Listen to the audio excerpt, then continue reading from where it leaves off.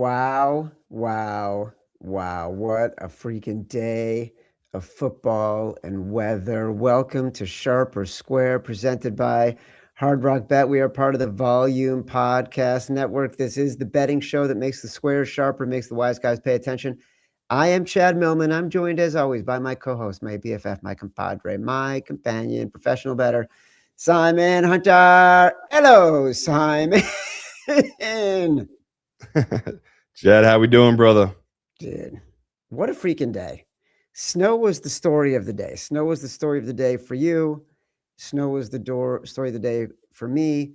Snow was the story of the day for the first game.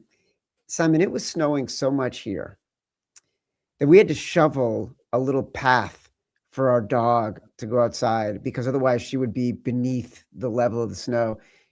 She wouldn't go out. I had to put on gloves, hats, boots, and then place her in the middle of the path. And even then she ran around and I got boots like I got snow over the top of my boots. And it was awesome. It was such a glorious freaking day. I cannot emphasize enough how much I love, love, love snowy football with nothing but 1 yard plays. It is truly my favorite. It's like, to me, it's like 0-0 playoff baseball. Did you feel the same Yeah, way? yeah, and it is funny though how divided we are as a nation. Either you love it or you just think it's an abomination and you absolutely hate it. And I'll never get that. It's like, how do you want this sport to be played in the dome? It'll forever be I mental. will never get it. I like Yeah, I just don't get it. a pox on the house of every cold weather team that is building a dome. It is so freaking glorious. Our final five today: Seattle 2.5, Denver plus Seattle minus 2.5, Denver plus 4.5, New England, Denver over 42.5, Jarrett Stidham over 0.5 picks, and Jackson Smith in Jigba under a half a touchdown. So on the day, our last one in was Seattle minus 2.5. Our last one out was Rams plus 2.5. On the day, a really, really fun and exciting 3-2. Are you ready to get into this? Because we have a Super Bowl matchup. We have Seattle and New England in the Super Bowl. Great rematch. One of the best Super Bowls ever. Are you ready to get into reviewing today's games? Let's do it. All right, so New England at Denver closed at 4. The over was 42.5. I mean, dude, holy shit, just what a fun game. I loved every second of it. I loved how difficult it was to play in. The visuals in the second half were just bonkers, but so was the timeline, like that CBS and the broadcast kept showing of what it looked like at 1 o'clock or, you know, 3 o'clock, 4 o'clock, whatever it was, Eastern. And then all of a sudden, like you could only play offense on one half of the field. Holy crap, that was amazing. And it had a huge impact on the game. Huge impact on everything. Total, Stidham's game, New England's game. Wow. Amazing. I loved it. Loved it.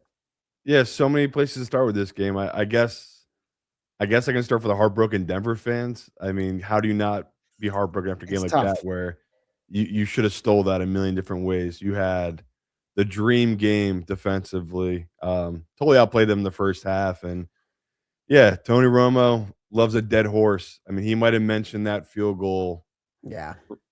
for the next 2 hours You because mean the one that they gave up when they went for it on 4th and 1? yeah, like I think he's right. I don't unless you have someone telling you that weather's coming. Which again, we talked this morning. I checked the weather. These weather people, they're who do we hold accountable? It's 2026, and they said it was gonna be sunny and cold. Like, Well, no, but they did say before the game began, it was already gray, and they did say they expected snow flurries in the second half. so Now, you just said so snow hold on, flurry. hold on, hold on, hold on. Now, did they know it was going to get to be what it was? I have no idea. Weather in Colorado was crazy because of the mountains. So, like, who knows what they knew? But I do think if I'm Sean Payton and I know that I've got a defense that is going to stop the run, and I know I've got Jarrett Stidham, I want to get him as big a lead as possible so I can account for as many mistakes as possible. That's what I'm thinking.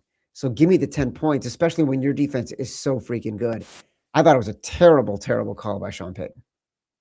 Again, though, it's like if I agree, if I would have known an apocalypse was coming, I agree. If I know flurries are coming, I need to get points because you expect Drake May to get points. But no, Drake May was bad. Simply put, he was bad today. But it's like, when he needed to make plays with his legs, he made those plays. But um, that was just like you said, type of game where they dominate that first half.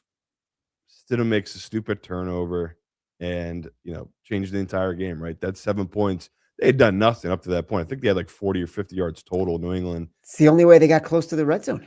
It was the gift. And, Drake May needed one drive to get that field goal, which they kicked from like the 8-yard line. Because once again, Denver's defense stopped them, couldn't get in the red zone. And that's all you need to do. That's why I love football, though. It's like it's so stupid, it's so simple. At the end of the day, it looks that way, but it's like it just shows how all these guys I beat up on because they don't get to the Super Bowl because it's like this. It's like there's avenues and there's paths if you can just survive, outlast these teams. And that's what the Patriots did today. They outlasted. They Yeah. survived. Like I don't know how much they won this game, but they definitely survived it and they deserve it. And it was again, Drake May 86 yards passing. Like it just was not his day. And they just found a way. And that was like you said, those are my favorite type of playoff games. People hate it. I'm like you. I love it. It's so gross and every first down matters so much. It was just I don't know.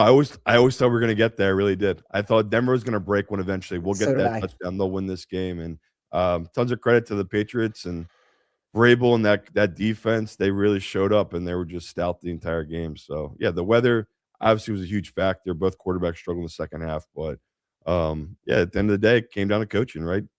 He could have gone for it. Vrabel could have gone for it on that fourth down and pinned Denver back, but instead he took the three just when he could get it. And we said it a 10-7 game. Like that really But that's what I that was mean. the deciding factor. So I know that was like what first quarter, late second.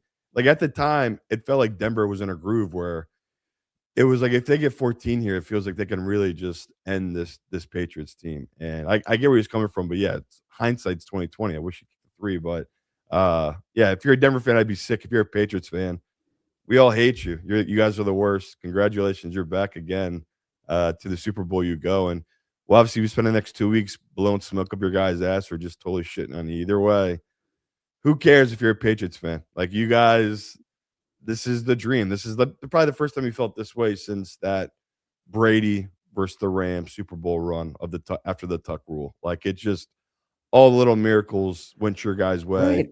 and it's been I don't even know that feels like 30 years ago, but it's probably like 25 or 20 years ago, whatever it was. It's crazy, crazy run, and you guys actually are in the Super Bowl with a chance to win it, and we all just hate you. It's like I was one of those people. I thought you guys were going to be in hell for 20 years, and yeah, you nailed the quarterback, you nailed the coach, and here Well, you look, go. they did a couple things right. They got the quarterback right, but you know, the Crafts fired Gerard Mayo and immediately went to get Mike Vrabel, who's a brilliant coach. We've been betting on Mike Vrabel as an underdog for so long, and we've been betting on Mike Vrabel to be a winner for so long. Now it's going to be really interesting because of what's going to happen in the Super Bowl. We're not going to talk too much about that. What you just said, they kind of did get an act of God in this game, right? Because they got a blizzard at the exact time they needed a blizzard. And they got a blizzard when they were going in the direction that they needed to go when the blizzard came. And they were able to drive the ball down the field and control the clock for 8 minutes to open the third quarter. The Broncos had 8 yards. They had like one drive in that quarter because they could not sustain any offense because they were going in the opposite direction. And like there were a couple times going in the fourth quarter when they were going in that direction when the Broncos got the ball back, where it felt like they might have a shot. It really did. I'm bummed for the Broncos. I thought they could have pulled it off. I really did. Drake May was 10 of 21 for 86 yards. I mean, they should have stolen that game. They should have stolen that game. Yeah, and Sick for again, them. I don't know how big of a victory lap I'll take. I guess I don't need to just because, the haters were out in force this week where it's like, do I ever loosely say this is one of my biggest bets? No, whenever I say that stuff, I mean it. And yeah, that's the dream snare when you bet a dog like that and they cover from the second the game kicks off to the second the game is over. It's the best. It's the dream scenario when you bet a number that it's like, okay, they might not win this, but there's no way the Patriots win this by more than 3. They're going to need a bunch of acts of God to cover that number. It was They just almost never in got the it. cards. They almost got it. And we were both on the Broncos, and Yeah. I thank God there weren't more acts of God because it truly was a little bit of a razor's edge when things started to go badly for Stidham. I know we weren't betting on Jarrett Stidham in this game. We were really betting on sort of there not being that much of a difference between Bo Nix and Jarrett Stidham in the way the point spread was reflecting it, and we bet the 5.5, and that was the number. Jack, can I have victory lap? What are you cutting me off for? I was about to go on a 10-minute Oh, victory lap, and you had to oh, snooze in. no, go ahead. Go, No, run it, brother. no, it was great. Run your lap. It's the best. It's just these people that doubt. It's just I'll never make sense to me. It's like I literally give out free picks on this show. Is there anything for me to gain by telling people I'm betting huge amounts of money on a side? No, I literally make $0 off that information that I'm giving out to you guys for free. So I said to people all the time, people complaining during the game. I say the same thing to people that used to complain when I first started. Don't watch the games if you can't handle it. Like if you want to complain after the game, go for it. But during the game, you're out of your mind complaining about this stuff. So yeah, that was again, it's the best. It's like you see those numbers again when it opened at 5.5.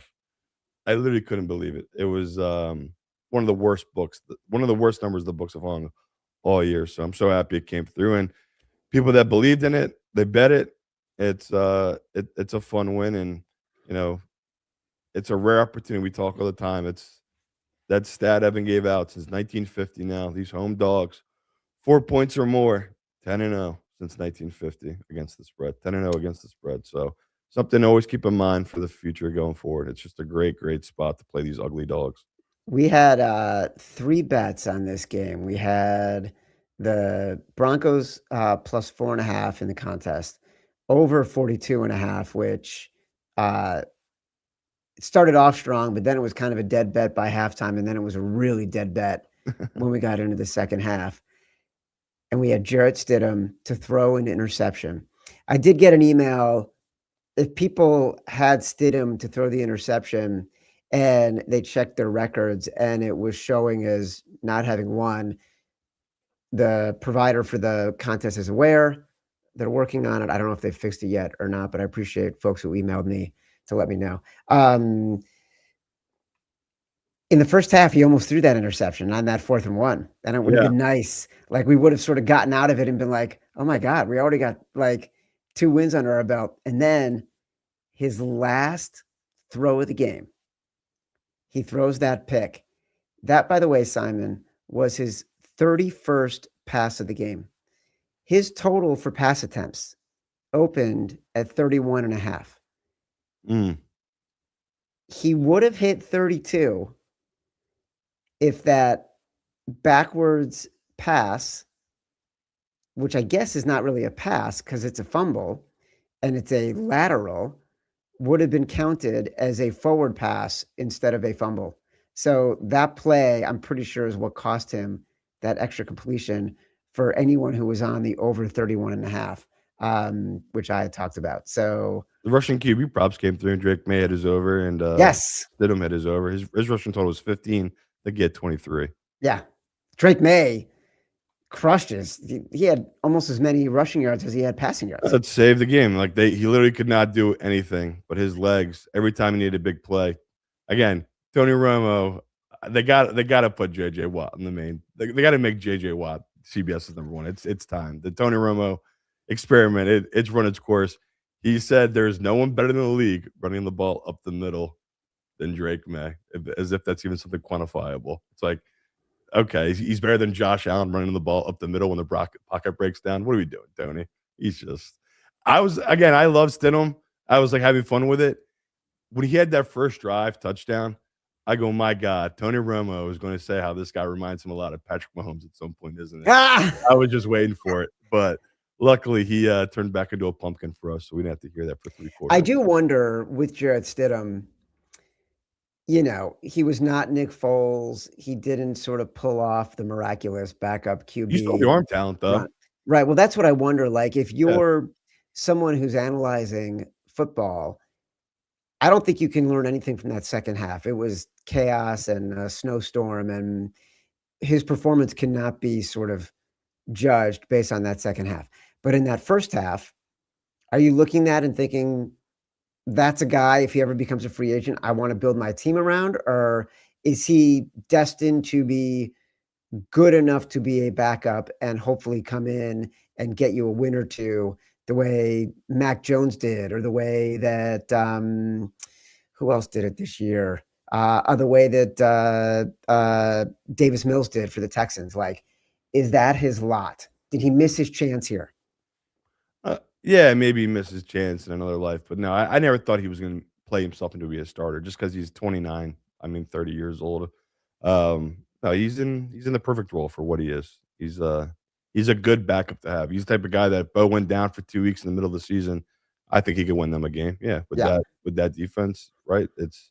He's got the arm talent. You just saw it. It's like, what makes Bo Nix so special with his legs, he's just a hair slower than Bo Nix was. right. And like, there was a couple of times where that showed up where he didn't get the first down, like that 4th and 1 play. Yeah. That was Bo Nix. That wouldn't have been 4th and 1. It would have been a first down. So yeah, he's talented. But yeah, that was again, it was an apocalypse that second half. Did you know that Jarrett Stidham helped recruit Bo Nix to Auburn when he was the quarterback at Auburn? Yeah, I think I saw some picture of them, right? Yeah, All floating around in there. Yeah. I saw it too because I'm on social media. All right. So we're 2-1 heading into the afternoon game. And in the afternoon game, we had Seattle -2.5, and we had Jackson Smith and Jigba to not score a touchdown. You made a really good point. If you want to take a victory lap, I know that's something you want to do tonight. You talked about special teams and what a difference that could make in this game, and that the Rams special teams was ranked near the bottom of special teams units in the league. The Rams special teams was so bad with like 2 games left, they fired their special teams coach. And the Seahawks special teams have been ranked near the top all season long. And this game was going back and forth, and the Rams had played themselves back into it, and they fumble a freaking punt after the first drive in the second half. And that's really what gave the Seahawks the cushion they needed in this game. They go up by 11, and like the Rams could never get closer than 4. Really interesting game. Yeah, I would say both teams were exactly who they were all season, other than the fact that Sam Darnold played out of his mind. So Out of his mind. we got incredibly lucky, I won't lie. Like, I betting this game, I thought, okay, Sam might play well, but, they'll have to dominate the ball, control running the ball, and their defense is gonna have to show up, and their defense did show up on those 4th downs, right? That's when they did show up, but overall, Stafford was playing out of his mind as well, so you needed Sam Darnold to have the game of his life and, you know, He did. 346 yards, 3 touchdowns, no turnovers, you know, even on dumb sacks or bad Yeah. plays, which you get with Sam Darnold, it never ruined the game or dictated it. And like you said, that special teams turnover that really flipped it. Other than that egregious penalty, which I guess we won't spend too much time on because it doesn't matter. But Oh my God, yeah, dude. everyone is in agreement. You can't make that call in a championship game. If it's week 3, the Seahawks are playing the Browns, and he does that. Okay, teach the kid a lesson. This is not the time to be teaching that guy a lesson. And that almost totally tanked the game. But yeah, thank God I got you to flip to the Rams because that'd be brutal sitting here 2 and I mean, the 3. Seahawks. No, I flipped you from the Rams. Right. Yeah, I thought you said you got me to flip to the Rams. Either way, thank God because Thank that would be fucking brutal God. sitting here 2 and 3. Because again, I liked the Seahawks, but it was you saw what that game was, where it's like it could go either way because these teams are so close. Yeah. But the Seahawks really did dominate that game, and that penalty gave new life to that Rams team, which say what you want, that was big time Matthew Stafford going right after the guy. I love that too. He went right after the guy who made the penalty with Puka, Yes. get the touchdown. It's like, man, I'm gonna miss him when he retires, man. It's just he's like the last of this Rodgers. He's a Guns. gunslinging, no fear, Yeah. fuck you, I'm throwing it in your face. There was a throw that he made, I think in the first drive of the game on a third down to Puka, who was so covered, but there was like one sliver of an opening that he could get it into. And I think Puka was so shocked, like he didn't know to put his hands up. And it was a perfect throw. When he is on, it is so freaking fun to watch him, Devontae Adams, like, oh my God, it was fantastic. It was everything why I don't know that any of the handicapping we did for this game was on or not, right? Like, did the rest matter? Did it not matter? Who knows? Did the Rams? Didn't you see their defense? The Rams defense, they had no legs. Yeah, but the Seahawks were getting mauled. Like the Rams were going up and down the field. I mean, And getting mauled in the sense that it was just a Stafford game, brother. You just said it. Like yeah, he well, made hold on. Let me finish. windows. Hey, you get to finish your victory lap. I get to finish my point, which is we were expecting at some point a Stafford brain fart, a McVay, miscalculation in how he's calling the game inconsistently, like he's been doing all season long.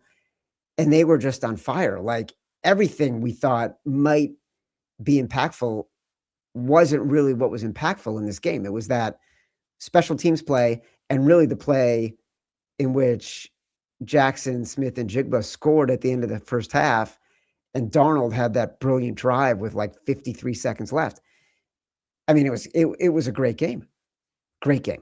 Yeah, all timer. It really was. And Jackson Smith and Jigba, 12 targets, 10 catches, 153 yards, and a touchdown. It is crazy watching him play, how talented he is, and just every little thing he does, middle of the field, cover the edges, everything. He's just so good at it all. And yeah, that was type of game where you expect the defense to get stops, and they did. And the Sam Darnold part, that was the wrinkle. We really didn't know what to expect, and that was just. I mean, you got to give the guy credit. Like we're part of it. Everybody, we all as NFL fans beat this man up. I mean, again, it was his own fault. It was on a Monday night. He said he was seeing ghosts, Yeah. lived infantry, but like never would I ever seen this coming. The man was a journeyman on a bunch of different teams. He was the backup on the Carolina Panthers for It's God's his sake at one fifth point. team. It's his fifth team. So, you know, rough day for the Broncos, rough day for Vikings fans, Mm-hmm. Seahawks fans. I mean, unbelievable. Like it just you go out and you sign the biggest free agent apparently. This was the guy, not Michael Parsons, what we spent months talking about. The barely got a headline. What was it, 90 million, whatever it was. It was kind of like, oh, Sam Darnold's going to the Seahawks type of deal. And yeah, back-to-back seasons of 14 wins, number one seed this year. And I can't believe how good he was in this game. I really am stunned. I can't wait to go back and watch it because just like you said, that touchdown at the end of that first half, I mean, incredible. Pedaling like there was like Caleb Williams pedaling backwards, Yep. corner of Guy his in eye, his face. he sees the guy break it open in the corner and just puts it off his back foot. And yeah, in a game which ended at 4 points, that simple play really did decide the game, right? It was just totally a momentum changing type of game where instead of going to half down 13-10, you're up 17-13. And yeah, that I can't believe it. Sam Darnold, who took the Seattle Seahawks to the Super Bowl in his first season. Crazy. You really got to reevaluate how bad the Jets are as an organization. Like, look what they've done to quarterbacks. You can see why Dante Moore was like, I am out, man. I am going right back to Oregon. I'll try again next year and see how much better it can be, even with a more difficult quarterback class. Because if I get stuck with the Jets, I might as well not ever play in the NFL again. That's how bad it is. Because Sam Darnold is taking his team, by the way, on such a cap-friendly deal. Like you just made a great point. 3 years, I think it's like 100 million. He's making 30 something million a year compared to any other quarterback who's making twice that of his level and his caliber and his veteran status. Good for Sam Darnold. good for the Seahawks. Good for the Seahawks to sign Sam Darnold, get rid of Lockett, get rid of DK Metcalf, let Jackson Smith and Jigba be the number one receiver and create something and rebuild their offensive line in the offseason. Just amazing. What a great turnaround. Great story. Before Love it. before we move off the Rams, just super quick, what do you think they're gonna do? Stafford, free agent, just gotta tag him, right? Even if he throws a hissy Yeah. fit, you gotta tag him. I think you gotta keep him around for Can't let as him walk. long as he can possibly move. Because it's never the arm that goes with these guys. It's Well, it's he's their mad at them because give him more they didn't give him more money. right. You just gotta keep tagging him. Maybe give him maybe like negotiate a 2-year deal, overpay him for 2 years, but you can't give him the long-term deal, No. but you cannot let him walk away because he's so good. And just in that game, like, Puka 9 catches, 165. Devontae Adams, 4 catches, 89 yards. Touchdown. Yeah, both of them touchdowns. Like, all the weapons did what they needed to do. It was just, you came a 4th down conversion short. I just don't know how they let him walk. So, yeah, gonna be really interesting offseason with the Rams. And, yeah, just another brutal loss for, McVay on the road against Seattle here. Brutal loss. Great game. 2 fantastic games. Let's do get a quick word from our friends at Hard Rock. Today's show is brought to you by our presenting sponsor, Hard Rock Bet, Florida's sports book. The big game matchup is set, and I cannot wait to see the Patriots and the Seahawks. Hard Rock Bet has all the different ways you could get in on Sunday's action in a couple weeks. And right now, I'm kind of loving the Seahawks. If you haven't signed up with Hard Rock Bet, there's never been a better time. This week, they're launching a brand new welcome offer for new customers. Plus, Hard Rock Bet is kicking off its $7 million big game bonus party available to all users. You're definitely not going to want to miss that. If you're in Florida or New Jersey, like my friend Simon, the big game energy doesn't just live exclusively on the app. Head to a Hard Rock Casino property for drawings, giveaways, and all the excitement leading up to kickoff. Hard Rock Bet also offers new promos every day. So if you're listening to this later, just open the app and check out what you've got any day of the week. That's Hard Rock Bet. Download the Hard Rock Bet app and make your first deposit today. Payable in bonus bets, not a cash offer, offered by the Seminole Tribe of Florida in Florida, offered by Seminole Hard Rock Digital LLC in all other states. Must be 21 or over and physically present in Arizona, Colorado, Florida, Illinois, Indiana, Michigan, New Jersey, Ohio, Tennessee, or Virginia to play. Terms and conditions apply. Concerned about gambling in Florida, call 1-833-PLAYWISE. In Indiana, if you or someone you know has a gambling problem and wants help, call 1-800-9-WITH-IT. Gambling problem, call 1-800-GAMBLER in Arizona, Colorado, Illinois, Michigan, New Jersey, Ohio, Tennessee, Virginia. Simon, I disagree with you on one thing. Yeah. If we were to do a shame on you, I would 100% do Reek Woolen. Like, he made a brilliant play to stop the Rams on 4th and 12. The ref let him go. He was John. He was talking to the sideline. He was stepping to the sideline, and the ref was not calling anything. He was letting him walk. And then he took another 10-yard stroll down the sideline and kept jawing at people and kept getting in people's faces. He didn't give the ref any choice but to call it. But then to immediately get burned by Puka, that is like, he's been a guy who has been on the hot seat all year in Seattle. Great rookie year and has been sort of fading since then. He's a free agent. There's been a lot of talk about how they don't want to re-sign him. That was abhorrent, and that could have cost them the game, if not for sort of the way it played out. But that was just stupid. They were letting him get away with it. Shame, shame, shame. Shame. Shame. I don't know if you get anyone else you want to shame. I don't, but I'm running on E. Your boy, I got nothing left. I was screaming and hollering during that Broncos game, and It's pretty great. I am KO'd, honestly. All right. Well, listen. We got one more game left this year. Simon says was Denver plus 5.5. Brass balls was Seattle minus 2.5. Sharp versus square was I had Jarrett Stidham over 31 and a half pass attempts. He had 31. You had Denver. The final review for our games. Once again, we had Seattle minus 2.5. We had Denver plus 5.5. We had Stidham to throw a pick. We had Jackson Smith and Jigba to not score a touchdown. We lost that one.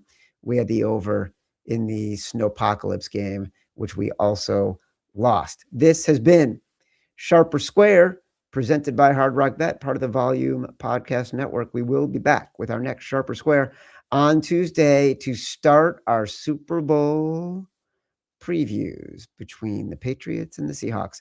Watch or listen on YouTube at Sharper Square. Like this video, subscribe to the channel, download us from Spotify, Apple Pods, wherever you get your pods. Rate, review, subscribe, leave us 5 stars, say whatever you want.